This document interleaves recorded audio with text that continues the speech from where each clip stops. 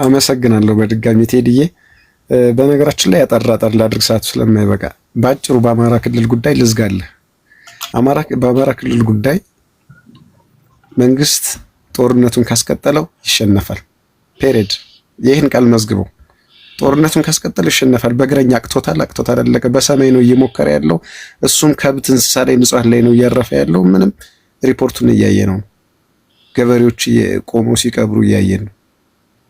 እና ይሄ ነገር ይኸውልህ የግንዛቤ ችግር ነው እንጂ የመንግስትም የሌላውም ኤሊት ችግር ነው እንጂ የዓለም ግዙፍ ጦርነቶች በምንድነው ኤንዲንጋቸው ብሎ መጠየቅ that is enough። ድርድር ነው። እስኪ ጦርነት ተነስቶ በርቅና በድርድር ነው እንጂ የሚዘጋው መጨረሻው ምንድነው? ምንም መልስ የሌለው ጥያቄ። ይሄ ማንም የሚያውቀው ነው። ሁለት ሰዎች ሲጣሉ በሽምግልና ይታረቃሉ። መንግስትና ተቃዋሚ ነገሮች ሲመጡ በድርድር ያልቃል። ይሄ እኮ አንዱ ፖለቲካል ሳይንስ የሚያስረዳን ነው፣ ኔጎሺዬሽን። ስለዚህ ጦርነቱን አያሸንፍም። ፔሬድ። በአራቱም ማዕዘን ተቀጣጥሎ ተነስቷል። አንድ ጥያቄ ራሳል ደቂቃን ፖዝ ላድርግና ያልከው ነገር ትክክል ነው። የትኛውም ጦርነት መጨረሻው ድርድር ነው። እንዴት ነው የምትደራደረው ነው ጥያቄ ነው። ለምሳሌ የራሽያ እና የዩክሬን ጦርነት እንኳን እንደራደር ነው እያሉ ያሉት። ጥያቄው ማርች እያደረክ ከሆነ ፕሪቬል እያደረክ ከሆነ ድራይቨር ሲት ላይ ከተቀመጥክ በአንተ ተርም ነው የምትደራደረው። ለምሳሌ አሁን ፋኖች የተጠጉ ከሆነ ፋኖች ጫካ ውስጥ ሆነው ወይም ደግሞ በጣም ከአማራ ክልል ርቀው ወጥተው የድርድር ጥያቄ ስታቀርብላቸውና ፋኖች አባይ በረሃ ደርሰው የድርድር ጥያቄ ስታቀርብላቸው አንድ አይሆንም፣ ቶናቸው ይቀየራል። ግን ስቲል የድርድር ጥያቄ ይቀርባል። ደርጎችን ለመጣል ሲታገሉ የነበሩት እነ ሻዕቢያ እነ ኢዲዩ እኮ ደብረ ብርሃን ደርሰው ስቲል የድርድር ጥያቄ ያቀርባሉ። ግን መጀመሪያ እንደነበረው አይደለም። ሶ ፖይንቴ ምንድን ነው? እናንተ ጋር ግን ሲመጣ የተለያዩ አይነት ሀሳቦች ናቸው ያሉት። የጎጃም ፋኖ አመራሮች እነ ማርሸት ጠዬ እነ አስረስ ማረ ዳምጤ ድርድር በሀሳብ ደረጃ ምንገፋው ነገር አይደለም ይላሉ። እንደራደራል። ድርድር ምንገፋው ነገር አይደለም። ጥያቄው ከማጋ ነው የምንደራደረው። አሁን ካለው መንግስት ጋር በፍጹም አንደራደርም ብለው ይዘጋሉ። አሁን ያለው መንግስት ሊታመን የማይችልበት ነገር ላይ ያለ መንግስት ነው። እንዴት ነው የትረስት ኢሹ የሚያነሱ አሉና እናንተ በዋነኛነት አሁን እንደራደራለን ካላችሁ ለምሳሌ አንድ አጭር ነገር ላስቀምጥ። ራሽያ ቀደም ሲል ከሰዓታት በፊት የውጭ ጉዳይ ሚኒስትሯ ሰርጌይ ላቭሮቭ የሰጡትን መግለጫ ሰምታችሁ ከሆነ 3 መሰረታዊ ዋና ዋና ጉዳዮችን ያስቀምጣሉ። ዩክሬን የኔቶ አባል ሀገር አትሆንም። አንድ ዩክሬን ባፈር ስቴት ትሆናለች፣ ኒውትራል ስቴት ትሆናለች፣ ኔቶም አትሆንም። ምንም አይነት ለራሽያ ስጋት በማትሆን ደረጃ ላይ ትሆናለች። ሶስተኛ ራሽያ አስቀድማ የያዘቻቸውን አኔክስ ያደረገቻቸውን ግዛቶች እውቅና ትሰጣለች የሚል የመደራደሪያ ነጥብ ያቀርባሉ። ይሄን የሚያቀርቡት ለምንድን ነው? ራሽያኖች እያሸነፉ ስለሆነ ማለት ነው። ዩክሬኖች በዘገዩ ቁጥር ሞር ስቴቶቻቸውን እያጡ ነው የሚመጡት።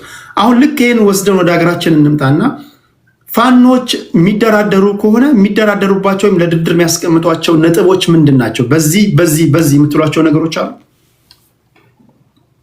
ልቀጥል? አዎ ደቂቃ አንተ ነው ፖዝ አድርጌው ነበር። እሺ ይኸውልህ አሁን እኔ ኖርማሊ አንተ ጋር ለመወያየት ነው የመጣሁት፣ ሀሳብ ለመስጠት ነው። እነሱን እኮ አይደለም እኔ ኖርማሊ ሰጀስት እያደረግኩ ነው ያለሁት። ምንድነው የነ አስረስን የነ ምናምን ስታይ ዘመናዊ መልክ ይዘው ከመጡ ድርድርን እንደሚፈልጉ ዘመናዊ ማለት በሰለጠነው መልኩ፣ ነገር ግን ትረስት እንደሌላቸው ቀለባይ እንደሆነ መንግስት ሁልጊዜም ቃሉን እንደማያከብር ያነሳሉ እንጂ መስፈርቶች ይኖራቸዋል። የተማሩ ናቸው። ባይዘወይ ቴዲ ወንድሞች እዚህ ያላችሁ በሙሉ ጄኔራልን ጨምሮ አንዳንዴ የአማራን ትግል የፋኖን ትግል የሽፍታ ትግል ነው ብለው የሚፈርጁ ሰዎች አሉ እና በቅንነት እንዲሰሙኝ የምፈልጋቸው ጥሩ ጥያቄዎች ይዘው የተነሱ ፋኖዎች እንዳሉ ምሁራን አሉ፣ ዶክተሮች፣ ሌክቸረሮች አሉ። ባይዘወይ የምሬን ነው የምናገረው። አሁን መቼም ሰው ዝም ብሎ ዘሎ አይገባም። ኢት ኢዝ ዋር ነው፣ ጦርነት እኮ ነው። እና ይሄንን ማስገንዘብ ፈልጋለሁ። ግን አሁን ቴዲ ለጠየቀኝ ጥያቄ ምንድነው ክሪቲካል የሆነ ጥያቄ ነው። እኔ የምመልስልህ አይደለም ማለት የድርድር መስፈርቶች አሉት እንዳልከው ፕሮግረስ አለው፣ ሂደት አለው ራሱን የቻለ። አንደኛ መንግስት ፎርማሉን አልመጣም አሉ እኮ ቴዲዬ፣ ፎርማሉን አልመጣም፣ ደብዳቤ አልደረሰንም አሉ። በመንደር ካድሬና ሽማግሌ ካህን ቄስ እኮ ነው ይቅርታ ስለሰው እየጠየቋቸው ያሉ አንበርክከዋቸው ትዝ ይላል። ካስታወስክ ሚዲያ አይተህ ከሆነ አንዴ ለሽምግልና ሄዱትን መጀመሪያ እኛ ስንገደል የተነበራችሁ ማን ነው ብሏችሁ ነው የመጣችሁ እንደውም እኛ ልታስጠቁ ነው አይነት ነገር ብለዋል። ስለዚህ ምንድነው እኔ አሁን ሪከመንድ ማረገው ጦርነቱ በቲማቲም አይደለም፣ ህዝብ እያለቀ ነው፣ ከግራ ቀኝ ወጣት እያለቀ ነው፣ ኢኮኖሚው ወደ ኋላ እየሄደ ነው። ሁሌም እንደምታየውና ወደ ድርድር ቢመጡ መክራለው ነው የኔ ምክረ ሐሳብ። እና መንግስት በዚህ ሂደት አቅቶታል 18 ወር በቃ ለምን አልጨርሰውም ታዲያ? ታጥቋል እስከ አፍንጫዬ። ሁሌ ፓርላማ ላይ ዛቻ ነው፣ ሁሌ ፉከራ ነው። በ30 ቀን በ40 ቀን እንጨርሳቸዋለን ላሉ ኔቨር። እንደ ሙዚቃ ታትሞ እየወጣ እኮ ነው እነሱ በተናገሩበት ትንፋሽ አልቆ ተሰርቶ። ሙዚቃ ብዙ ጥበብ ነው ያለው አይደል? አልቆ ወዲያው ይመጣል እኮ እነሱ በተናገሩበት። እና ምንድነው ጦርነቱ ከበድ እያለ መጥቷል። እኔ ቢቀል ደስታዬ ነው ለአማራም ህዝብ ለኢትዮጵያም ህዝብ ለማንኛውም ጦርነትን በሪከመንድ አላረግም። በቃ የውጭ ዜጋ እስካልመጣብህ ድረስ እርስ በርስ መዋጋት አይጠቅምም። በቃ it has to be ended። ይሄ ነው ሐሳቤ። ወደ ትግራይ ኬዝ ብመጣልህ ደግሞ ይችን በተረትና ምሳሌ ባስረዳ ደስ ይለኛል ቴዲ። አሁን አንተ ለምሳሌ ሲደክምህ፣ ሲያልብህ፣ ሲርብህ ታውቃለህ አይደል? አቅም ሲያንስ ታውቃለህ አይደል? ሞባይል ባትሪያችን ወይታቹ ሲደነዝዝ፣ አፕሊኬሽኑን ቢስለን፣ አልንቀሳቀስ ሲለን፣ ስታክ ሲያደርግብን ምን እናደርገዋለን? ወደ ባለሙያ ይዘነው እንሄዳለን። የሆነ ነገር ነካክቶ እንዲሁ ነው ብሎ ህመሙን ነግሮ ይስልካል። አሁንም ተመልሶ ይበላሽባል። ምንድነው የምታደርገው? በቃ ትጥለዋለህ፣ ትገዛለህ። የትግራይ ኬዝ የህዋት ኬዝ የማዝነው እኔ ለትግራይ ህዝብ ብቻ ነው። ይኸውልህ ሲያረጁ አያውቁም ቴዲ። ሲያረጁ የማያውቅ ሰው ደግሞ ነውረኛ ነው። ሲያረጅ ሲስተም ያረጃል፣ ስርዓት ያረጃል። መታደስ አለብህ። ግትሮች ናቸው፣ ሪጂድ። እኔ ከሞትኩ ሰርዶ አይብቀል። እኔ ያልኩት ብቻ ነው ትክክል። እኔ የምናገረው ነው ትክክል። የኔ ይኸውልህ ፖለቲካ በእነሱ አፍ ሲነገር ቅዱስ፣ በሌላው ህዝብ በሌላው ብሔር ብሔረሰብ ሲነገር እርኩስ። በቃ ይቅርታ ግን ለቃሉ ቴዲ እንደማትወዳቃለሁ እንደዚህ አይነቃል ስለማቀበል የፖለቲካ የምንጠቀምበት ስለሆነ ችግር የለውም። ቀጥል እንዳድረብሽ ብዬ ነው። አድማጮች ጨዋ ስለሆኑ ብዙዎቹ ለዛ ነው። ሶሪ። እሺ አመሰግናለሁ። ፓርላማ ላይ ብትሆን የምትጠቀመው ቃል ነው፣ ችግር የለውም። እና ምንድነው እኛ አብኩተን እኛ ጋግረን እኛ ሰልቀን እኛ አስፈጭተነው ያ ብቻ ነው የሚጣፍጥ ነው የሚሉ እስከ መቼ? ሌላው ልንገርህ ቴዲ፣ አንድ ጓደኛዬ ነገረኝን የመለስን ፎቶግራፍ ከነ ቅዱስ ገብርኤል ከነ ቅዱስ ሚካኤል ጎን የሰቀሉ ሰዎች ናቸው ቤተክርስቲያን ላይ። ህዝብን ከፓርቲ አይለዩ፣ ህዝብን ከፖለቲካ ሲስተም አይለዩ። አሁን ይኸውልህ ቅድም ወንድሜ እንዳለው በቃ ህወሓት አማላጅ ነው፣ ህወሓት መሪ ነው፣ ሌላ መሪ በሀገሪቱ የለም ብለው አእምሯቸው ላይ ስላጠመቋቸው ወጣቱን በለው ህዝቡን በለው እነሱን ብቻ ነው የሚያመልከው። እኔ እንደዚህ ስራውን የሚከፋው ሰው ይኖራል ከእኔ ግንዛቤ አንጻር ነው እና ከማየው ማለት ነው። ሌላው ጦርነት አይነሳም ብለህ እንዳትጠራጠር ቴዲ። ኢትዮጵያ ውስጥ ባለው አትሞስፌር ጦርነት አይነሳም ስትባል እንዳትስቅ እንዳትቀልድ፣ ይነሳል በሚለው ነው መስማማት። እንደ ቀልድ እየተተራረቡ እንደ ቀልድ እንደ ገና ጨዋታ እየተጫወቱ ነው ወደ ጦርነት ውስጥ የገቡት። እያየ ነው። አማራ ክልል ምን ሲደረግ ነበር ካስታወስክ? ሰልፎች ሲደረጉ ወለጋ ጉልዲሶ ላይ ሲፈለቀሉ ተው ባካችሁ አትግደሉን እንዴ! ልጅህን እኮ ቴዲ ታግቶብህ ከጎጃም በር ሲመጣ በጎጃም ታግቶብህ እኮ ቤት ከንሽጣ 1 ሚሊዮን እየገዛሁ ነው። ልጅ ግን 1 ሚሊዮን ከፍለ እየገዛሁ ነው። ይሄን የሚከራከር ካለ መከራከር ይችላል። 1 ሚሊዮን 2 ሚሊዮን ልጅ ግን ትገዛዋለህ ታግቶብህ አዲስ አበባ ለሕክምና መጥቶ ለትምህርት መጥቶ እና ምንድነው ሳይቃጠል በቅጠል መንግስት ያፌዛል። ሆደ ሰፊ አይደለም። በቃ እኔ ነኝ አምባገነን ወንበሩን ይዤዋለሁ ምንም አያመጣም። ሲፈልግ በሆነ አቅም ሲፈልግ ደቁሶ ቀረ። እንደሱ አይነት ነገር ነቃ። ፒፕሉ ነቅቷል አሁን ላይ። ኦኬ ዞሮ ይመጣል። እሺ ቴንክ ዩ። ትክክለኛ ያነሳቸው ነገሮች የምታያቸው የምትገነዘቧቸው ናቸው። አሁን ፋክትስ ያለው ነገር ከሆነ መንግስት እያደረገ ያለው ማንኛውም ባለአእምሮ ሰው ሊጠይቅ የሚገባው ጥያቄ ለምንድን ነው መንግስት እንደዚህ የሚያደርገው? ለምንድን ነው መንግስት እንደዚህ የሚያደርገው? ከቲፒኤልኤፎች ጋር ከኦነጎች ጋር 2 ጊዜ ታንጋኒካ ደሴት ጋር ከነጌታቸው አቦዬና እንደምስ አምኖ ምን ወስዶ ከዛ በፊት ሬድዋን ሁሴንና የአሁኑ የውጭ ጉዳይ ሚኒስትር ጌዲዮን ጢሞቴዎስን ወስዶ ሲያደራድር በዛ ደረጃ ከተደራደሩ ከቲፒኤልኤፍ ጋር ፕሪቶሪያም ኬንያም ላይ ከተደራደሩ አማራ ክልል ላይ ቸልተኝነት ካሳየና በሀገር ሽማግሌ እንዲሁ ከአረጋ ከበደ ጋር አንዳንዴ ስሩ አንዳንዴ በምክክር ኮሚሽን ሰዎች መልእክት የሚያስለቅ ከሆነ አሁን መጠየቅ ያለበት በፋኖ ደጋፊው ዘንድ ለምንድን ነው ይሄ ነገር ሴራ ነው? ለምንድን ነው እንደዚህ አይነት ጥያቄ መጠየቅ አለበት ብዬ አስባለሁ። ምክንያቱም ኢትዮጵያ ውስጥ ብቸኛው ክልል በነገራችን ላይ የፋኖ ፍሬንድ የኛ ፍሬንድ ነው፣ የብአዴን ጠላት የኛ ፍሬንድ ነው የሚባልበት ክልል አማራ ክልል ነው። በነገራችን ላይ ይሄ ሚስጥር ነው። whoever is ፋኖስ ፍሬንድ is our friend፣ የብአዴን ጠላት ደግሞ የኛ ፍሬንድ ነው። ይሄን ኦሮሚያ ክልል አታየው፣ ትግራይ ውስጥ አታየው፣ ደቡብ ውስጥ አታየው፣ ሌላ የቱም ቦታ ላይ አታየው። ይሄ ምንድነው ታዲያ? ዓላማው ምንድነው? ከዚህ ጀርባ ያሉትን ነገሮች መተንተን አለባቸው። እንደምንሰማው ከሆነ በየጊዜው አማራ ወንድሞቻችን ወደቁ፣ ተገደሉ ሲባሉ ነው የምትሰሙት።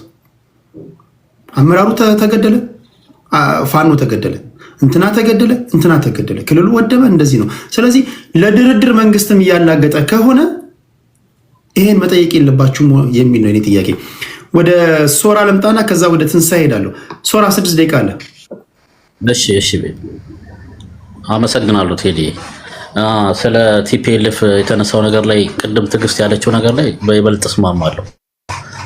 ያው አንዳንዴ ቲፒኤልኤፍ በጣም ጌታቸው ረዳውም እንዳለው በቃ የኔ ሀሳብ ብቻ የሚል አስተሳሰብ ነው ያለውና በጣም አስቸጋሪ የሆነ ነገር እሱ ይመስለኛል። አንዳንዴ ሀሳብም እኮ ኤክስፓየር ያደርጋል። የሆነ ሀሳብ የሆነ ዘመን ላይ ይሰራል፣ የሆነ ዘመን ላይ ደግሞ ያው ኤክስፓየር ያደርግና አዲስ ሀሳብ መፍጠር ያስፈልጋል ይመስለኛል። ከብልጽግናም ሊወጣ ላለመግባት የወሰነበት ዋናው ምክንያት ሀሳብ ነው፣ ለውጥ አለመፈለግ ነው። የለውጡ አካል አሉንም ብሎ የወጣው በቃ ሀሳብና አዲስ ሀሳቦችን ለውጥን ላለመቀበል ከሚደረግ ጥረት ነው። እንደገና 2 ዓመት ምናምን በላይ ጦርነት ውስጥ ተቆየ። አሁንም ከዛ ጦርነት መማር አልተቻለም። አሁንም እንደገና ደግሞ ኤርትራን ይዤ ወጋለው ምናምን ነገር የሚለማ ሀሳብ አለ። በጣም ከባድ ነው። አሁን ይሄ እንግዲህ አለመማር ነው ከስተት። እኔ አንዳንዴ ያው እንደተባለውም የትግራይ ህዝብ በአብዛኛው ልሂቃኑ ህወሓት አባል ነው። በአብዛኛው የተማረው አካል በዛ ጥላ ስር ነው ያለው ብዬ ነው የማምነው። ስፔሻሊ በአብዛኛው ህወሓት ውስጥ በኢፈርት ውስጥ የሚሰራ ቲዲ ውስጥም ትግራይ ልማት ማህበር ውስጥም የትኛው ቦታ ላይ የሚሰራ በአብዛኛው የተማረው ኃይል ወጣቶችም ዩኒቨርሲቲ ላይ ያሉትም በአብዛኛው የህወሓት አባል ሆኗል። በተራ አባልም ደረጃ በካድሬ ደረጃም በተለያየ ነገሮች ያ ነገር ትስስሩ በጣም የጠነከረና ህወሓት እንደ ላይክ የኛ አሻጋሪ ነገር ነው ብለው ማመንም ነገሮች ስተት እየፈጠረ ይመስለኛል። ግን አሁን ነገሮች አንዳንድ ነገሮች የሚታዩት ነገሮች ጥሩ ሀሳቦች አሉ፣ ይበቃቸዋል የሚል ነገሮችም ድምጽ እየተሰማ ነው። ያ ራሱ ትልቅ ፕሮግረስ ነው። እንግዲህ የሚቀጥለው ወይ ምርጫ የሚካሄድ ከሆነ እዛ ክልል ላይ ከጦርነቱ በፊት ወይ ጦርነት ተካሂዶት ምርጫውም ላይ ይካሄድ ይችላል። አዳዲስ ፓርቲዎች ይመጣሉ ብዬ ሀሳብ ይኖረኛል። ጦርነት ሊካሄድ ይችላል፣ አታቆም። ህወሓት በጣም አስቸጋሪ ነገር ስለሆነ አሁን ደግሞ የሚሄድበት አካሄድም እንትን አይዞባይም ነገር አገኘው ብሎ ስለሚያስብም ጦርነት ይካሄዳል። የማይካሄድበት ምክንያት የለም ብዬ አላምንም። ግን ጦርነቱ አሁንም የትግራይ ህዝብንም እንደገና በተዘዋዋሪ አማራ ህዝብንም ይጎዳል። ፋይናሊ ማለት ነው። ሞስት ፕሮባብሊ ያንን ነው የሚሆነው። ከዛ ከሁለቱ ክልሎች በላይ የሚጎዳ ክልል አለ ብዬ አላምንም። በይበልጥ እንደ ሆል አዘወል ደግሞ አገሪቷ ትጎዳለች። ይሄ የማይቀር ሀቅ ነው። ብዙ ሰው ያልቃል። አሁን ባለፈው እንኳን 2 ዓመት 1 ሚሊዮን ምናምን ሰው ሞተ የተባለ ነው። እንግዲህ አስበው ደግሞ 2 ክልል ላይ ጦርነት ሲኖር ደግሞ ምን ያህል ሰው እንደሚሞት። አሁን ከዚህ ነገር ከዚህ አዙሪት መች እንውጣ ነው ጥያቄው። እኔ በግሌ ማልደግፈው ነገር ማንም ሰው ኢትዮጵያ እስከዚህ በኋላ በጠበንጃ ስልጣን እንዲይዝ አልፈልግም። ይሄ ሰንሰለት መበጠስ አለበት። የሆነ አካል በጦር መሳሪያ ስልጣን እየያዘ ይሄ በቃ የተቀጣጠለ ስንት ዓመት የመጣ ታሪክ መቆም አለበት ብዬ ነው የማምነው። ያ ነገር የሚሆነው በሰላማዊ ትግልና በተለያዩ መንገዶች ነገሮችን ማስወገድ ይቻላል ባይ። በሰላማዊ ትግል ይላሉ ብዙ ሰዎች። ለምሳሌ በሰላማዊ ትግል የሚሉ ሰዎች ግን የማይመልሱት አንድ ጥያቄ አለ። አሁን ኢትዮጵያ ውስጥ ማንም ሰው ጤነኛ አእምሮ የጎደለው ሰው ካልሆነ በስተቀር ወይ ከአማኒ የወጣ ሰው ካልሆነ በስተቀር ሰላምን ወይም የኛ ታሪካዊ ጠላታችን ካልሆነ በስተቀር ሰላምን አይፈልግም ማለት ይከብደኛል። አሁን ያለው ሁኔታ በሰላማዊ መንገድ ለመታገል ምቹ ነው ወይ? ለምሳሌ እነዚህ ታጣቂ ኃይሎች ኦነጎችን የምትጠይቃቸው፣ ፋኖችን የምትጠይቃቸው፣ ሌሎች ነፍጥ አንግበው ከመንግስት ጋር ይታኮሱ ያሉ ሰዎችን በሰላማዊ መንገድ ታገሉ ብትላቸው በሰላማዊ መንገድ ለመታገል አዲስ አበባ ቢሮ የከፈቱ የፖለቲካ ፓርቲዎች ምን ሆኑ ብሎ ይጠይቁሃል። እነ በቴ ኡርጌሳን ያነሱብሃል፣ እነ መራራ ጉዲናን ያነሱብሃል፣ የህዝብ ተወካዮች ምክር ቤት የገቡትን እነ ደሳለኝ ጫኔን ያነሱብሃል፣ እነ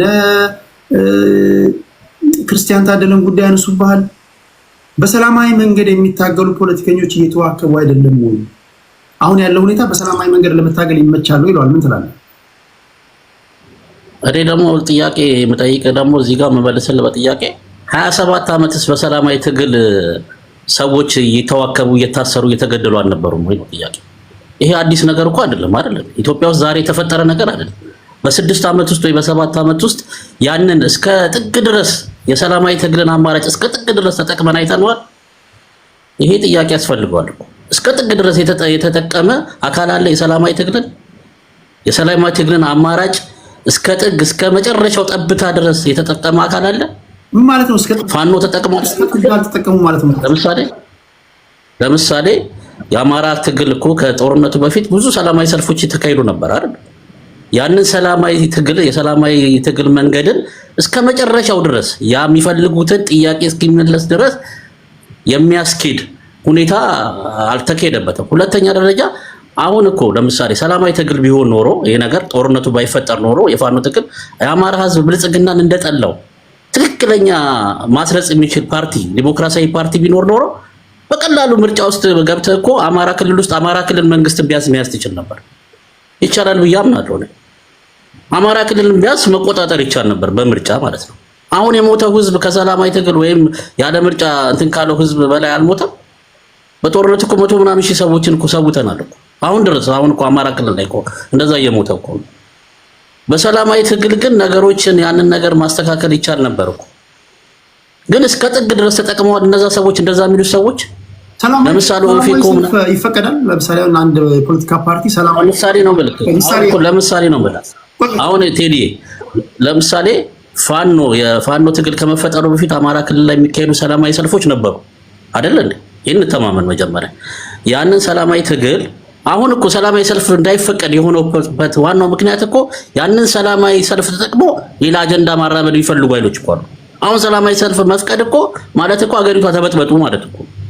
ምክንያቱም ለሰላማዊ ትግል የሚወጣውን ሰውዬ እሱ ሳይሆን አሁን ለምሳሌ የመንግስት እኮ ተቀዳሚ ተግባሩ የዜጎችን ሰላምና ደህንነት ማስጠበቅ ነው። እንደዚህ አይነት ነገሮች እንዳይኖሩ ከህዝቡ ደሞዝም ከመንግስት በጀትም የተቆረጠ ደሞዝ የሚከፈላቸው ፖሊሶች አሉ፣ የሀገር መከላከያ ሰራዊት አለ። ዛስ ዋይ እኮ እኛ ከክልሎች በላይ ለሀገር መከላከያ ሰራዊት በጀት ሲበጀት ይሄን እንዲያስታግስ ነው። በሰላማዊ መንገድ ሂደት ውስጥ ጠጠር የሚወረውር ወይም ደግሞ ውሃ የሚራጭ ሊኖር ይችላል። እሱ አሜሪካም አለ፣ የትም አለ፣ ዩሮፕም አለ። እርስ በርስ መነታረክ አለ፣ ስድድቦች አሉ፣ የትም ያለ ነው። ነገር ግን ፓርቲዎች አሳውቀው በደብዳቤ አሳውቀው ለምሳሌ እናት ፓርቲ በሰላማዊ መንገድ ሀሳባቸውን እንዲገልጹ ዜጎቹ ቢጠራ ፓርቲው ያውም ኃላፊነት ወስዶ ማለት ነው ተከታዮቹ ቅሬታቸውን እንዲያሰሙ በኑሮ ውድነት ጉዳይ ሊሆን ይችላል፣ እየሆነ ባለው ነገር ላይ አሁን ያለው መንግስት ይፈቅድላቸዋል። እሱን እንግዲህ ተጠይቆ እምቢ ሲል ነው ነገሮችን ማየት የምንችለው አሁን ባለው ሁኔታ አሁን ዛሬ ላይ ማለት ነው። ለምሳሌ ባለፈው እነ የሺዋስ የጦርነት ይቁም ብለው የሆነ ሰላማዊ ሰልፍ ለማድረግ ጥያቄ አቅርበው ነበር ይመስለኛል። ግን ከአስተባባሪዎቹ መካከል ሌላ አጀንዳ እንዳላቸው ታውቆ ያንን ነገር እንዳስቆመ የሆነ መረጃዎች ሰምተናል። ግን ለሰላማዊ ሰልፍ ማለት ጦርነቱ ይብቃን ምናምን የሚል ሰላማዊ ሰልፍ ለማድረግ እንቅስቃሴዎች እንደነበሩ አውቃለሁ ኖርማሊ ማለት ነው።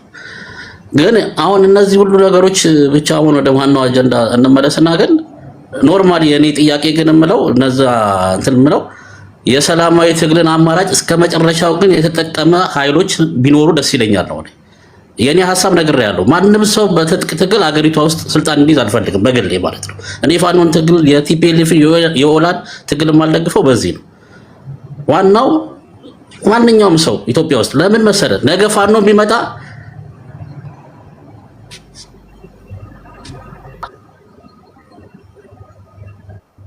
ሄሎ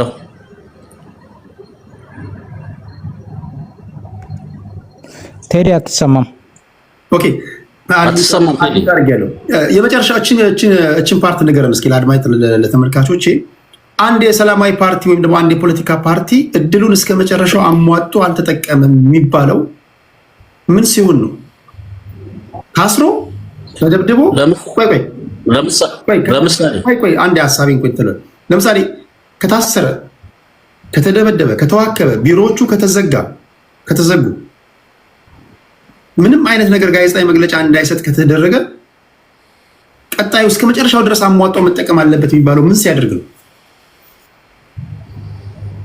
ለምሳሌ ቀጣዩ አካሄድ እነዚህ ሰዎች በእንደዛ መልኩ ከተዋከቡ፣ ቢሮአቸው ከተዘጋ፣ ጋዜጣዊ መግለጫ እንዳይሰጡ ከተደረገ ቀጥሎ ማድረግ ያለባቸው ነገር ጊዜውን ጠብቀው በምርጫ መወዳደር ነው። ሀሳባቸውን ገልጸው በምርጫ እንዳይወዳደሩና ያሸነፉትን ምርጫ ባሎት ከሰረቀ መንግስት አምባገነን ነው። ሌላ አይነት አማራጭ አይፈልግም ማለት ነው። አሁን በምርጫ አልሳተፍም ብለህ ግን እኔ ሰላማዊ ትግል እንትን ማለት ይከብዳል ብዬ ነው እኔ የማስበው። እኔ በምረዳው ልክ ነው እኔ የምለው እና ኖርማሊ ያንን እስከዛ ድረስ ሂደት ሄደው ነገሮችን ለመንግስት እኮ በር እየከፈትክ እኮ ነው የምትሄደው እኮ። እኔ ምርጫ አልሳተፍም እንደዚህ አላረግም ካልክ ለመንግስት ሰፊ በር እየከፈትክለት ነው የምትሄደው ማለት ነው። የበለጠ ብቻውን ምርጫ እንዲወዳደር የተለያዩ ነገሮች እንዲያደርግ ማለት ነው። 27 ዓመት ሙሉ እኮ ሰዎች ሲታገሉ ነበር እኮ አይደል እንዴ? ምርጫ በማድረግ ቢሮአቸው የተዘጋ፣ የታሰሩ፣ የተዋከቡ የሆነ ነገር የተደረጉ ብዙ ነገሮችም እኮ ታልፏል። አሁንም ያ ስቴፕ እየመጣ ነው፣ አምባገነንነት እየሰፈረ ነው ካልን ለመንግስት የሚመቸውን ነገር ማድረግ የለብንም እኮ። ለመንግስት አሁን ለምሳሌ ጦርነት ማድረግ በጣም ምቹ ነገር ነው። የበለጠ እሱ ሞር ፓወርፉል ነኝ ብሎ ስለሚያስብ ብዙ ነገሮችን እያደረገ የበለጠ የዲሞክራሲ ምህዳሩን እያጠበበው እንዲሄድ እያደረክ ነው። ለምን ሰላማዊ ሰልፍ አትፈቅድም ስትለው ልክ ቀደም እንዳልኩ አይ እኔ ፋኖ ያደራጃቸው ኃይሎች ናቸው ይላል። ሶ ለመንግስት እየተመቸው ነው የሚሄደው። አሁን ቀደም ብሏል ፋክት ኒውስ፣ ጦርነቱ ከተራዘመ መንግስት ይሸነፋል አለ። ሊሆን አይችልም እንደዚህ እኮ። ለምን ፋኖም ሊያሸንፍ አይችልም፣ መንግስትም ሊያሸንፍ አይችልም። ጦርነት በተራዘመ ቁጥር መንግስት በጣም እየተመቸው ነው የሚሄደው። እንዲሁም ለዚሁም አይነት ሁኔታዎች ላይ ማለት ነው አገሪቷ እየተመጠበጠች ሰላም እያጣች ሁሉ ነገር እየተቃወሰ ከዛ ወደማይሆን ሁኔታ ውስጥ እየተገባ ነው የሚሄደው። ለመንግስት የሚመቸውን ነገር ነው አሁን ተቃዋሚዎች እያደረጉለት ያለው ብዬ ነው የማስበው። ለመንግስት የሚመቸውን ነገር ከማድረግ ሌላ ያልታየ መንገድ ቢሞከር በቃ ላይክ በትክክለኛው መንገድ ወይም በሌላ አይነት አማራጮች ሄዶ ነገሮችን ለማስተካከል ቢሞከር አሪፍ ነው ባይነኝ። አመሰግናለሁ። ኦኬ እኔ እንትን ስላለኝ ትንሽ በተቻለ መጠን ነፍጥ ላነገቡም ለሁሉም እዛ ሀገር ላይ መንግስትን ለመጣል ለሚታገሉ የሚሆኑ መንግስትን ለማጽናት ስልጣኑን ለማጽናት የሚታገሉ በተቻለ መጠን ነው ፌር የሆነ ጥያቄ ላንሳ ብዬ ነው። መጨረሻ ላይ ግን ላነሳው ጥያቄ ማወቅ ፈልጋለሁ። ብዙዎቹ ይላሉ የመንግስት ደጋፊዎች የሰላማዊ መንገድ እኮ አሟጦ አልተጠቀሙትም ፖለቲከኞች ይላሉ። ለምሳሌ ልደቱ አያሌው ኦኬ የሰላማዊ ታጋይ ነው፣ ከሀገር ውጭም ሆኖ ነፍጥን የማይደግፍ ሰው እንደሆነ በተደጋጋሚ ይናገራል። አሁን ልደቱ አያሌው ለምሳሌ ወደ ሀገር ቤት እንዳትገባ ካልከው ልደቱ አያሌው በሰላማዊ መንገድ የመታገል ሂደቱን እንዴት ነው አሟጦ ሊጠቀም የሚችለው? አሟጣ አልተጠቀምክ የሚባለው ምን ሲያደርግ ነው? አሜሪካ ሆኖ መታገል ያለበት? ይህን ነው እንድታስረዱኝ የፈለኩት። እና ብዙ ጊዜ ይባላል የሰላሙ መንገድ መቼ አለቀና በሰላማዊ መንገድ መታገል አለባችሁ ይባላሉ የፖለቲካ ፓርቲዎች። እና ምናልባትም ይሄ የሚያሳየው መንግስት የፖለቲካ ምህዳሩን ለማስፋት አለመፈለጉን ለማድበስበስ ነው። ዝም ብሎ ነው ታጣቂ ኃይሎች እያላቸው ያለው ማለት ነው። ታጣቂ ኃይሎች ደግሞ አስቀድሞ እንዲሆንላቸው የሚፈልጉት ነገር አለ። እግር ኳስ የምትጫወት ከሆነ መጀመሪያ የመጫወቻ ሜዳውን ማስተካከል አለብህ፣ መስመር ማስመር አለብህ፣ ፔናልቲ የቱ ጋር እንደሚመታ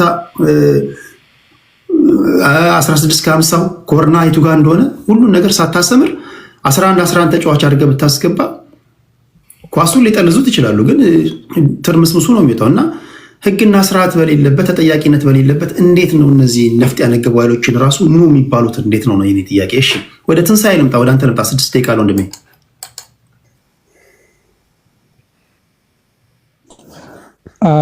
ኦኬ ታንክስ ቴዲ። ቅድም ጀስት የአማራ ህዝብ ጀኑን የሆነ ጥያቄ ያለው መመለስ ያለበት ላይክ ኤዘር ወይ ሜትሮሎጂ ምንም ይሁን ምንም ጀኑን የሆነ ጥያቄ ያለው የሚለውን ነው ለማስረዳት የሞከርኩት።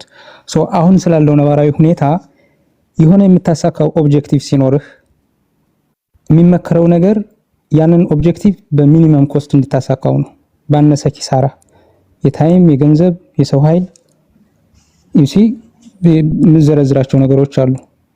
ባነሰ ኪሳራ ማሳካት አለብህ። ሪኮመንድ የሚደረገው ነገር እሱ ነው። ስለዚህ አንድ ዓላማው እንዲሳካ ይፈልጋል። በሁለተኛ ደረጃ ያ ዓላማ ሲሳካ ኮስቱ ሚኒመም መሆን አለበት። አሁን አማራ ትግል ላይ ያለው ሪያሊቲ በትክክል ጀኒውን ላይ አሰስ እናደርገው ከተባለ እኔ ከህዝብ አንፃር ነው እያንዳንዱ ነገር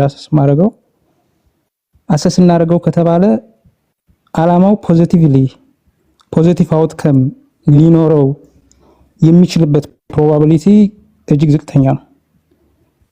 ሶ ኦን ዋን ሃንድ ዓላማው የመሳካቱ ዲል ኦብጀክቲቭ ሚት የመደረጉ ዲል ዝቅተኛ ነው።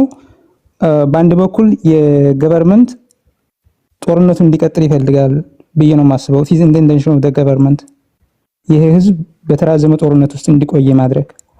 በሌላ በኩል ደግሞ ከፋኖ በኩል ያለው የትግል ሜቶዶሎጂ ብዙ ክፍተቶች ያሉበት ነው ብዬ ነው የማስበው። በእነዚህ ምክንያቶች ዓላማው የመሳካቱ ዲል በጣም ዝቅተኛ ነው። በጣም የሚያሳዝነው ነገር ግን የኪሳራው ጉዳይ ነው። ኮስት ህዝቡ ሰፈር እያደረገው ነገር ያለው አሁን ኢማጂን ከምናደርገው በላይ ነው። ኢት ኢዝ ኢኑመሬብል ባይ ዘ ዌይ። እኔ ኢማጂን ላደርገው ስሞክር እንባያ ነው የሚቀድመኝ። ህዝቡ ሰፈር እያደረገው ያለው ነገር ኢኑመሬብል ነው ያልኩበት ምክንያት ጀስት አሁን ያለውን ኮስት ራሱ ኢስቲሜት አድርገህ የምትዘልቀው አይደለም፣ ይሸጋገራል ለሌላ ትውልድ ራሱ ኢንተርጀነሬሽናል ኢፌክት አለው። አሁን ላይክ ዳይሬክት ኮስቱ የምታጣው የሂውማን ካውዛሊቲ እሱ አለ። ዳይሬክትሊ በመገዳደል ያለው እንትን ደን ኤዱኬሽን የለም፣ ሄልዝ ሰርቪስ የለም፣ ኢኮኖሚ እንቅስቃሴ የለም ምናምን። ህዝቡ እንዳጠቃላይ ኮሌክቲቭ ትራማ ውስጥ ነው ያለው ላይክ ሜንታል ሄልዝ ኢሹ ሄልዝ ሲቪ እና ይሄ አይ ዶንት ኖ ላይክ የሚተላለፍ ላይክ ለሁለት ለሶስት ጄኔሬሽን ምናልባትም እስከ 100 ዓመት የሚተላለፍ ኢፌክት ነው ያለው። ሶ ያለው ነባራዊ ሁኔታ እንደዚህ ነው። ዓላማውም የመሳካት እድሉ ጥያቄ ምልክት ውስጥ ነው። ህዝቡም እጅግ ሰፈር እያደረገ ነው። ኤንድ ኢን ኮንክሉዥን ኢት ሃዝ ቱ ቢ ሪቪዚትድ። የሆነ ውሉን አላገኘውም። ላይክ ትክክለኛው ሜቶዶሎጂ የተገኘ አይመስለኝም። አሁን በአሁኑ ነባራዊ ሁኔታ ህዝቡ አይደለም እያተረፈ ያለው። በዚህ የሚያተርፉት ኦኬ በአንድ በኩል ይሄን ህዝብ ዘላለማዊ እረፍት እንነሳዋለን ብለው በኦብጀክቲቭ ደረጃ ዲዛይን ያደረጉት አካላቶች የውጭም የውስጥም አካላቶች ናቸው እያተረፉ ያሉት። ዳር ሃፒ ነው በሚሆነው ነገር። በአንድ በኩል ቅድም እንዳልኩት ገቨርንመንት እነ ቲፒኤልኤፍ እነ ሻቢያ እነ ኢጂፕት በዚህ ሁኔታ ደስተኞቹ እና አትራፊዎቹ እነዚህ አካላቶች ናቸው። ህዝቡ በቃ ያለው ሪያሊቲ ይሄ ነው። በሞመንት ይሄን ሪኮግናይዝ የሚያደርግ ትግል የሆኑ ሶሉሽኖችን ለመፈለግ የሚያመነታ አይመስለኝም። ይሄንን ቢረዳ ብዙ ክፍተቶች አሉበት ምናምን ስል እንደሚታወቀው I don't think like ይሄ of course ፖፑላር ሰፖርት አለው። ህዝቡ ጄኒን ጥያቄ ያለው ከመሆኑ የተነሳ ሪሊ ኢንጀስቲስ የደረሰበት ህዝብ ከመሆኑ የተነሳ ፖፑላር ሰፖርት አለው። እንደውም ላይክ አንዳንድ ጊዜ በትግሉ ሂደት የሚፈጸሙ ክራይሞችን ምኖችን ሮማንታይዝ እስከማድረግ ድረስ የሆነ ጀስቲፊኬሽን እስከመስጠት ድረስ የሚሄድ ይሄ ላይክ በጋድ ያሉ ወጣ ያሉ ወንጀሎችን ከቨር እስከማድረግ ድረስ የሚሄድ ፖፑላር ሰፖርት አለው። however unstructured የሆነ centralized command የሌለው በደንብ ያልተጠና አናላይዝ ያልተደረገ ኮስቱ አንዴ ቃለ benefit አናላይዝድ የተደረገ ትግል አይደለም ማለት ላይክ ኦኬ መጀመሪያ ወደ እንትኑ ሲገባ ጊዜ አልነበረም ምናምን ሊያስብል ይችላል ግን ከዛ በኋላ at any point in the middle እድሎች ነበሩ እነዛ ሊደረጉ አልቻሉም ስቲልም እንደዛው እየቀጠለ ነው and ህዝቡ at the same time ሰፈር እያደረገ ነው በጣም ሰፈር እያደረገ ነው አንድ ሰው ሲሞት let's say በምንም ይሁን like ፋኖርስ በርሱ ሲተኳኮስ ወይም even ሚሊሻ የሆነን አካል ስቲል እዛው ወንድም የሆነን አካል ኮዝህን አስረድተህ ማሳመን ስትችል የገደልከው just ለኤግዛምፕል አንዱን ሰው እንውሰድና ያ ሰው ሲሞት just ያንዱ ግለሰብ ሰው ሲሞት ኢፌክቱን ማየት እንችላለን ቤተሰቦቹ just ኮሌክቲቭ ትራማ ውስጥ ነው የሚገቡት እናቱ ከዛ በኋላ ህይወት አትኖርም ማቅ ለብሳ ነው እድሜዋን የሚጨርሰው ልጆች ካሉት ኦኬ አም ሶሪ ሊጨርስ ሜቢ አንድ ደቂቃ ኦኬ አንድ 20 ሰከንድ ልጨምር ያ ልጆች ካሉት ልጆቹ አይማሩም ቢማሩም ስኬታማ አይሆንም just in poverty እያስተላለፍኩ ነው ለነዛ ልጆች ይሄንን ያላገናዘበ ትግል like ህልውና what is ህልውና in the first place እነዚህ ነገሮች በሚገባ አርቲኩሌት አድርጎ ያላገናዘበ ትግልና በአግባቡ የማይሄድ ትግል huge የሆነ ኔጌቲቭ ኮንሲኩዌንስ ነው ያለው and it has to be revisited የተለያዩ ሶሉሽኖች አሉ ብዬ ነው የማስበው በደም መገምገም አለበት ታንክ ዩ ዞሮ ሲመጣ ምናልባት ሶሉሽን የምትላቸውን ትግሉ እንዴት ነው ታዲያ ማድረግ ያለባቸው የሚለውን እሱን ትመልስልናለ በርግጥ የሚታዩ ነገሮች አሁን በህይወት ያለውን ሰውዬ የመኖር መብቱን እየነጠቅ ላንተ ነው አንተ ነፃ ለማውጣት ነው የምታገለው ብትል አንተ የህዝቡ ጠላት ነህ እንጂ የህዝቡ ነፃ አውጪ ልትሆን አትችልም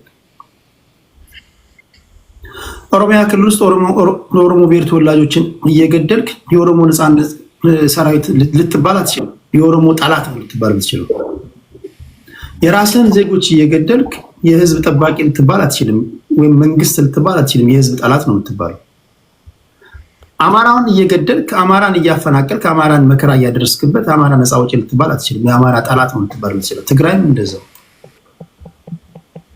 ነፃ ራሱ ማውጣት የሚባለው ራሱ በአግባቡ ዲፋይን መደረግ አለበት ነፃ እናወጣቸዋለን ይሉናል እነሱ ሐሳብ ፈቀቅ ስንል ደግሞ ይገሉናል እና ያ እንዳይሆን እንዴት ነው ታዲያ መሆን ያለበት ለሉና ራሱ የሚባለው ያልከው ነገር በዞሮ ሲመጣ ተነግረናል እሺ ወደ ትግስት ነው ታስብስ ዲቃለሽ ተይ እሺ አመሰግናለሁ ቴዲ በአማራ እና በፋኖ እና በሌሎችም በአማራ ክልል ውስጥ ባሉ ፓርቲዎች ላይ መነሻ አድርጌ ማንሳት የምፈልገው ሐሳብ ምንድነው የአማራ ክልል ወይም አማራ በሚለው ወክሎ የሚንቀሳቀሰው የፖለቲካ እንቅስቃሴዎችን በሙሉ ስታይ በባለፉት 6 ዓመታት በአብዛኛው የተዳከመበት ሁኔታ እንዳለ በአግባቡ የአማራ ክልል ፖለቲከኞች የሚረዱ አይመስልኝም ለምንድነው ይሄንን የምልበት ምክንያት ብልጽግና ሲፈጠር ከኢህአዴግ ውስጥ ኦሮማራ በሚለው ዶሚናንት በሆነው ፖለቲካል ፓወር ባላቸው ወዳጅነት በፈጠሩ ሰዎች የተፈጠረው ተጽዕኖ ትልቅ ነበር ያ ተጽዕኖ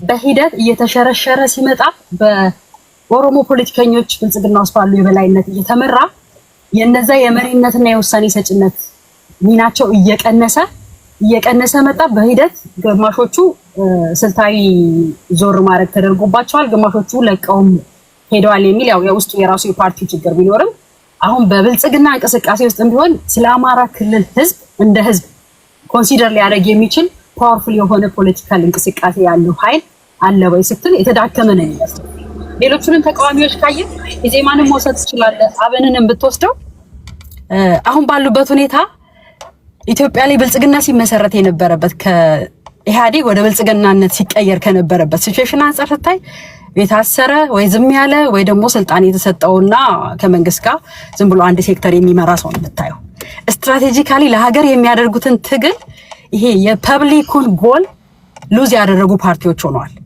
ሰላማዊ ትግል የሚያደርጉት ይሄ የትጥቅ ትግል እያደረገ ያለውን እኔ ፋኖን ሽፍታ ነው ብዬ አላስብም ለምንድን ነው እንደዛ ማላስበው ፋኖ ብሎ መንግስት አብሮ ትግራይ ላይ በነበረው ጦርነት ሪኮግናይዝ አድርጎ የተጠቀመው ኃይል ነው በተለያየ መንገድ ፍራግመንት አድርጎ ተከፋፍሎ እንደገና ወደ ሌላ ጦርነት ምዕራፍ ቢገባም ማለት ነው ስለዚህ ፋኖ ደግሞ ክሊር የሆነ ዩኒቲ ያለው የህዝብ አጀንዳ ቀርጾ የተንቀሳቀሰ ያለ እየተዋጋ ያለ ኃይል አይደለም።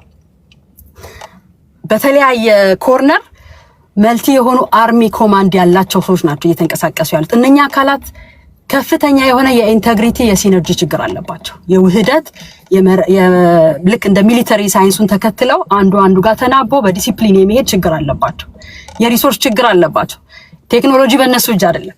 እነኚህ ነገሮች በሙሉ ሲያዩ አሁን ጊዜው የሚጠይቀው የአሸናፊነትን ሚና በአጭር ጊዜ በትንሽ ኮስት ለማግኘት ጊዜው የሚጠይቀው የጦረኛ አቅም ላይ ናቸው ወይ ብለህ ስታስብ አይደሉም። ይሄን ሪያሊቲ አይቀበሉም።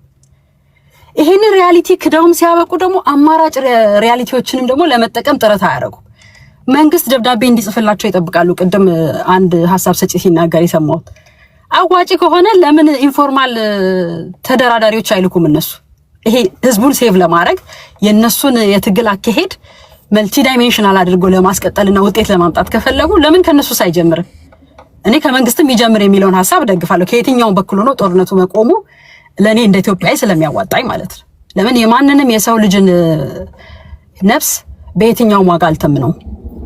ያ ብቻ አይደለም፣ እንደ ኢትዮጵያዊ ዋናው የጦርነት ፊልዱ ላይ ካለው ማህበረሰብ እንኳን ባልሆንም ቢያንስ ከኔ ማህበረሰብ ገንዘብ እየሄደ ሉዝ ያደርጋል፣ ሰው እየሄደን ሉዝ እናደርጋለን እና በኤኒ ኮስት ለየትኛውም ኢትዮጵያ ኮርነር አይጠቅምም ጦርነት። ይሄንን ግን ማን ማስቆም ኮሚትመንቱን ይውሰድ የሚለው በዋናነት የመንግስት ኃላፊነት ነው።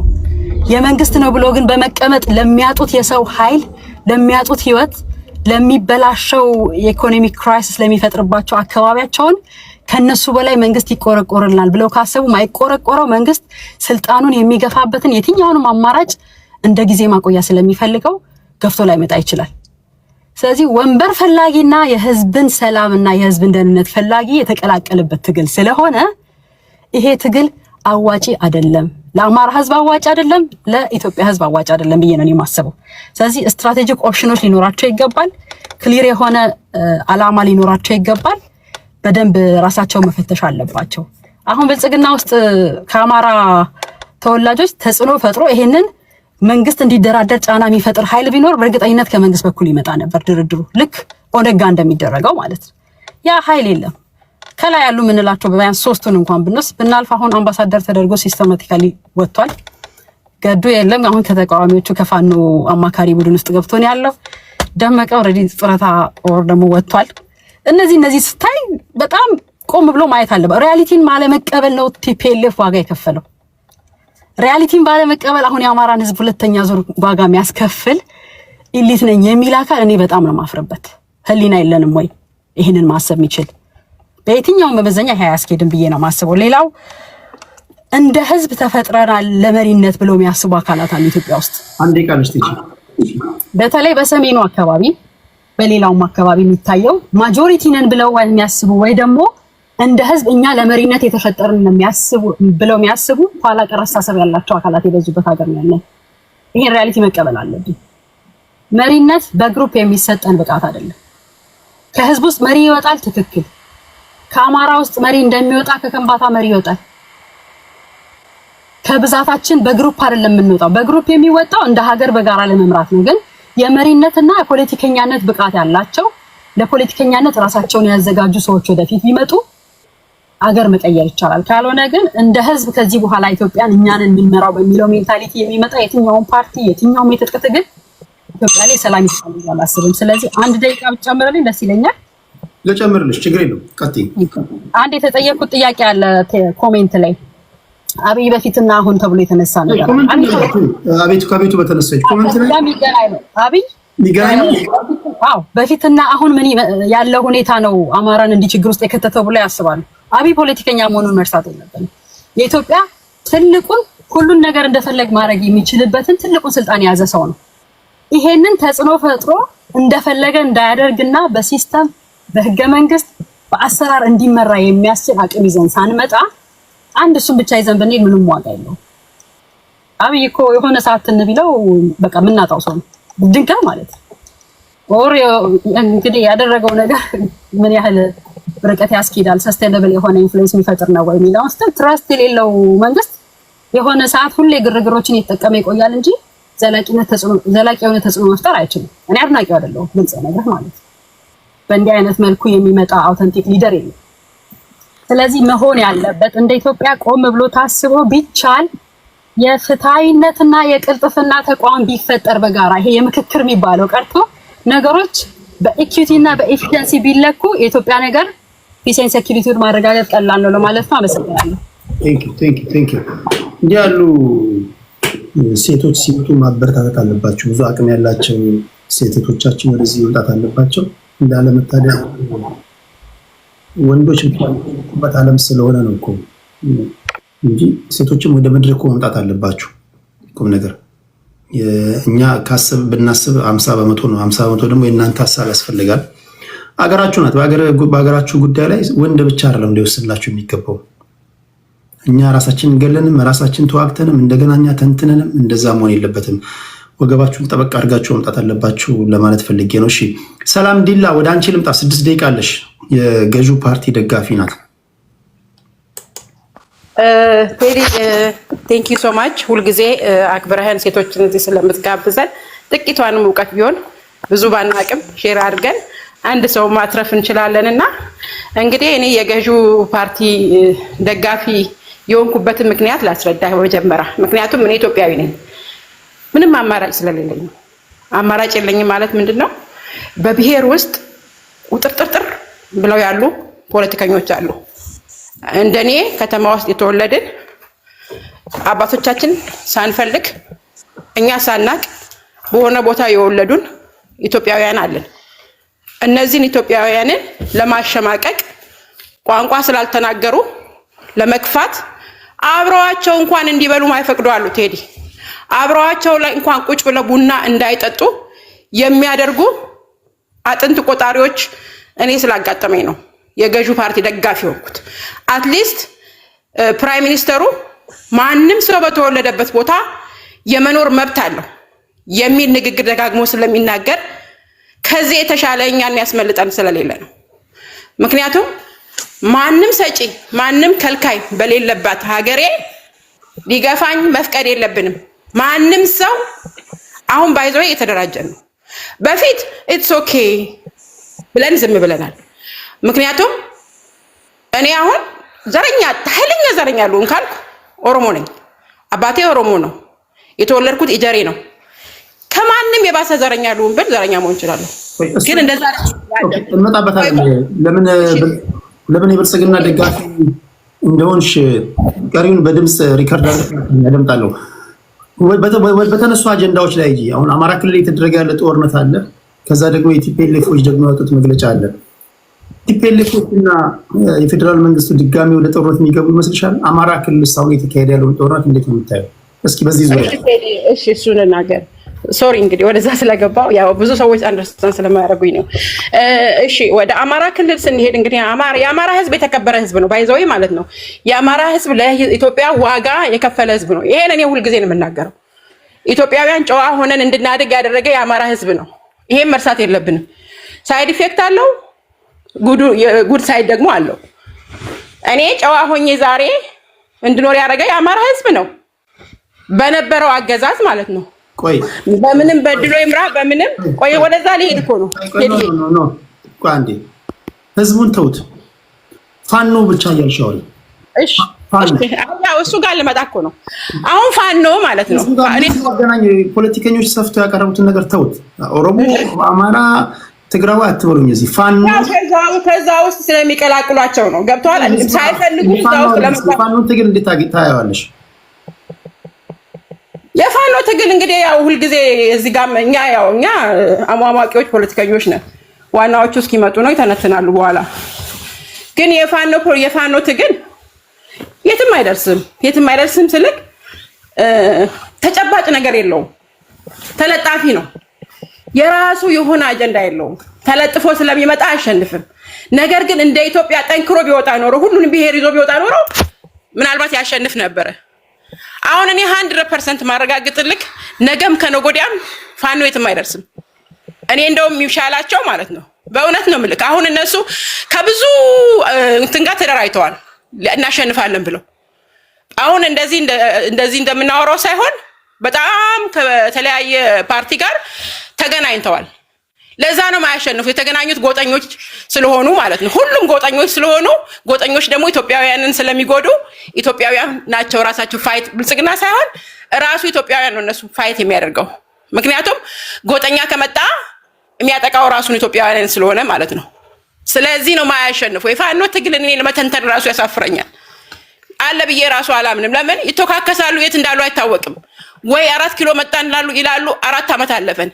እኔ እንዴት ብዬ ልተንትን? ይሄን ቴዲ ጥያቄው ራሱ ለኔ ትንሽ ከባድ ነው። አሁን ማን ነው የህወሓት መግለጫ?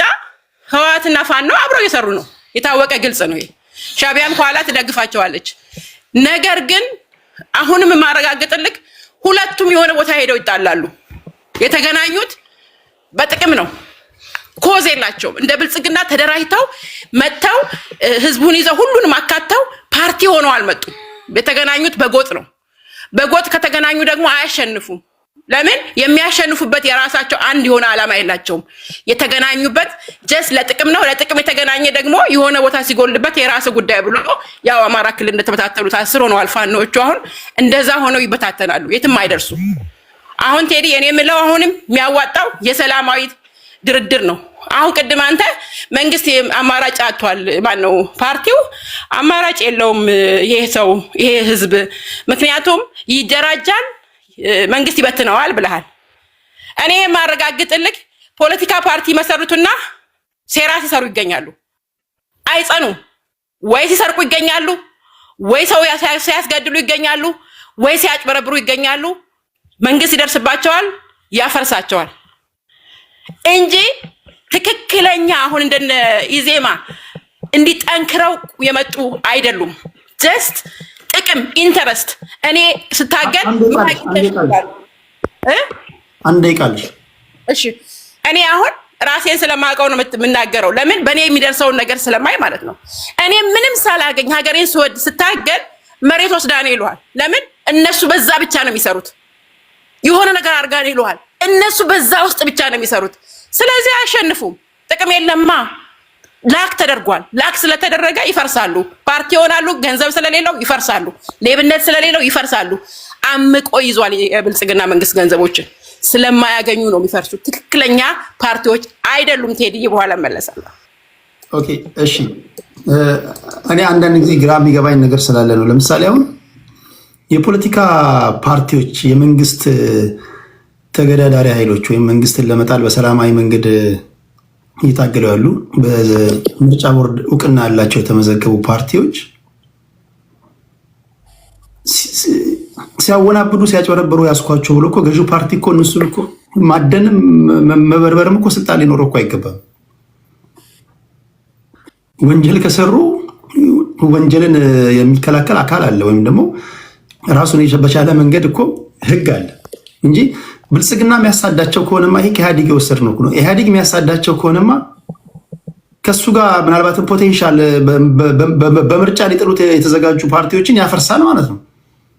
እሱ ራሱ እንደ አንድ ፓርቲ ነው። በለስ ቀንቶት በየ5 ዓመቱ የሚደረግ ምርጫ ሀገርና ህዝብን እያስተዳደረ ነው ያለው ፓርቲ ነው፣ የፖለቲካ ፓርቲ ነው እንጂ ብልጽግና አብኖች እንዲስታደርጉ ያስኳችሁ፣ እንትኖች ሲታደቡ ያስኳችሁ፣ እንደዚህ መበተን አለባችሁ የማለት ስልጣን እኮ ሊኖረው አይገባም እኮ። እንደዛ ከሆነማ ፌር የሆነ ጌም አይሆንም ማለት ነው።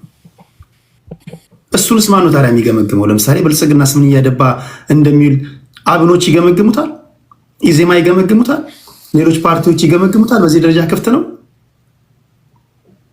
ስለዚህ ይሄ ራሱ ትክክለኛ አገላለጽ ነው ብዬ አላስብምና በሚቀጥለው እስኪ እንዴት እንደሆነ ትነግሪኛለሽ ብዬ ነው። ዋንጋሪ አዳዲስ ሰዎች ናቸው ዛሬ የገቡትና ሰላም ቤተሰቦች፣ ጤና ይስጥልኝ። እንዴት ነው ወንድሜ? አጀንዳውን ሰምተሃል? ሁለቱን? አዎ ሰምቻለሁ። እሺ 6 ደቂቃ አለ። አትይዟል ቴዲያው አትይዟል። የሀገራችንን ድምፅህ ግን ታፍኗል። ድምፅ ትንሽ ታፍኗል። አይሰማም? አሁንስ? አሁን ይሻላል። አሁን ይሰማል? አሁን ይሰማል። ያው የሀገራችን ላለፉት 70-60 ዓመታት የተቦካ በጣም የከረፋ የፖለቲካ ካልቸር ነው ያለን። ያንን ለማጥራት የምታደርገው ጥረት በጣም ሁሉ ጊዜ ያስደንቀኛልና በርታ። አሁን ትልቁ ችግራችን ያው ፖለቲካችን እውቀት አጠር ነው፣ ኢሞሽን ተኮር ነው፣ ጥቅም ተኮር ነው። ፖለቲካውን የሚዘውረው ግሩፕ ለህዝብ ጥቅም ይልና ግን ለራሱ ጥቅም ነው። ፕራክቲካሊ ላለፉት ከአፍሪካ ኢንዲፔንደንስ ጀምሮ አፍሪካ ላይ ያለ ፖለቲካ ሪል ፖለቲክስ ገና የለም። ሪል ፖለቲክስ ስለሌለ ይህንን ለማጥራት የምታደርገው ጥረት ሁሉ ጊዜ ያስደንቀኛልና በርታ፣ ቤትም ይደግ ማለት እወዳለሁ። እንግዲህ አሁን ያነሳው ጥያቄ የፋኖን ትግል የኦላን ትግል ዝም ብለህ ብትወስደው ጥያቄው ምንድን ነው ሲባል እንግዲህ በ21ኛው ክፍለ ዘመን መጀመሪያ ላይ ዓለም ላይ ኢንትሮዲዩስ የተደረገ የፖለቲካ ሲስተም አለ። ፖስት ትሩዝ ፖለቲክስ ይባላል። ይሄ ፖስት ትሩዝ ፖለቲክስ ዋና ትኩረቱ የፐብሊክ አትላርጅን ሚስ ኢንፎርም ማድረግ ነው። ትሩዝ አለው። ትሩዙ ግን ማን እንዳደረገው አይታወቅም። ህዝቡን ለመቀስቀስ መንግስትን ለመውቀስ ስትፈልግ ራስህ ፋክት ትፈጥርና እዛ ፋክት ላይ ታሰልፋለህ። መንግስትም ደግሞ ይቃወመኛል ብሎ ይቀናቀነኛል፣ ለስልጣን ይቀናቀነኛል የሚለውን ኃይል ደግሞ እሱም ፋክት ፕሮዲውስ አድርጎ አጌንስቲም ይሰራል። ገብቷል። አሁን ለምሳሌ የአማራን ጥያቄ አንስተው ጫካ የገቡ ወጣቶችን ከተመለከትክ ዋና ሪዝናችን ብለው የተነሱት የአማራ ኤግዚስቴንሻል ትሬት አለብን፣ የመኖር ወይም ያለመኖር ማህበረሰቡ እንደ ማህበረሰብ የመኖርና ያለመኖር ብለው ነው የተነሱት። ይህንን ፋክት ዝም ብለህ ካየኸው አማራ ሲፈናቀል ታያለህ፣ አልተፈናቀለም ልትል አትችልም።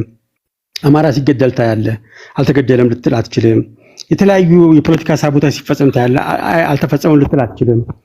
ግን ከጀርባው ሄደ ትሬት ያለበት የኤግዚስቴንሻል ትሬት ያለበት በላይ አንድ ሊያደርግ የሚችል ሪዝን በዛ ኮዝ የሚያምኑ ፖለቲካ ኃይሎች በእንደዚህ ያውም የኤግዚስቴንሻል የመኖርና ያለመኖር ኮዝ አለኝ ብለህ ድምጽህ ይመጣል ይሄዳል። ድምጽህ ታፍኗል። አሁን ደግሞ ታው እባክህ ኦኬ፣ አሁን ይሻላል። አሁንስ በጣም አጥቂቸው ነው የማወራው አርቄውና ይሄ በዚህ ኮዝ ላይ አንድ ካልሆንክ ይሄ የፖስት ትሩዝ ፖለቲክስ ይመጣል።